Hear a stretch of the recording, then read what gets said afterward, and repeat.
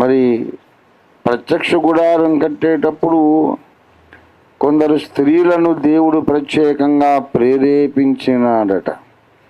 ఏ స్త్రీలు ప్రేరేపించబడిరో వాళ్ళు ఏం చెయ్యాలని ప్రేరేపించబడ్డారు? తమ స్వహస్తములతో నూలు వడికి నీల, ధూమ్ర, రక్తవర్ణములు కలిగిన ఆ నూలును వారు వడికి వారు మందిర నిర్మాణం కొరకు తమ కానుకగా ఇచ్చారు. వివేక హృదయం, జ్ఞాన హృదయం కలిగిన స్త్రీలు దేవుని బిడ్డలు సంఘ నిర్మాణంలో నా వంతు కృషి నేను చెయ్యాలనే స్పృహ కలిగి ఉంటారు. అదే వివేకం. వివేక హృదయం అంటే ఏమిటి? జ్ఞాన హృదయం అంటే ఏమిటి? ఇతర విషయాలు, లోక విషయాలు, మనుషులను ఎట్లా మెప్పించాలి, నేనెట్లా పైకి రావాలి, అందరి దృష్టిలో నేనెట్లా ఘనత పొందాలి అనే ఆలోచనలు, అది వివేకము కాదు, అది అవివేకము. దేవుడు భూమి మీద ఒక మహా గొప్ప కార్యాన్ని చేస్తూ ఉన్నాడు. అందులో నేనే విధంగా ఉపయోగపడాలి. ఒక అమ్మ కూర్చొని నూలు ఒడుకుతుందంట. నూలు ఏమండి, ప్రత్యక్ష గుడారం అంతా కట్టిన తర్వాత ఈమె తయారు చేసిన నూలు ఎక్కడుందో ఎవరికైనా కనిపిస్తుందా? పిల్లలు అడిగారు అనుకో, అమ్మ నువ్వు కష్టపడి కూర్చొని పేని నూలు తయారు చేసావు కదా, లేకుంటే రాట్నం వడికి నూలు తయారు చేసావు కదా, గుడారంలో ఇప్పుడు మన దారం ఎక్కడుంది, మన నూలు ఎక్కడుంది అంటే, ఏమో బేట మొత్తం కలిసిపోయింది, నేను పడ్డ శ్రమ ఎక్కడుందో నేను ఇప్పుడు నీకు చూపించలేను.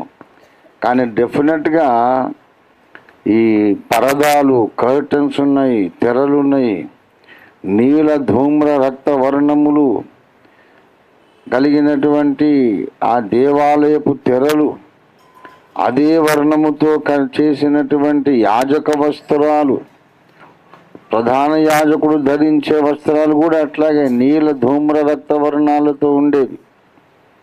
అందులో ఎక్కడో మన దారం ఉంది. అదే సంతృప్తి, అదే ధన్యత. దేవుని సేవలో వాడబడేవారు నేను కనబడాలి, నన్నందరూ తెలుసుకోవాలి, అందరి దృష్టిలో నేను పడాలి, అందరి రికగ్నిషన్ నాకు రావాలి, ఇంత సేవ చేస్తున్నా ఏం లాభం, ఎవరికి నా సేవ తెలియలేదు అనే అలాంటి మనస్తత్వం ఉంటే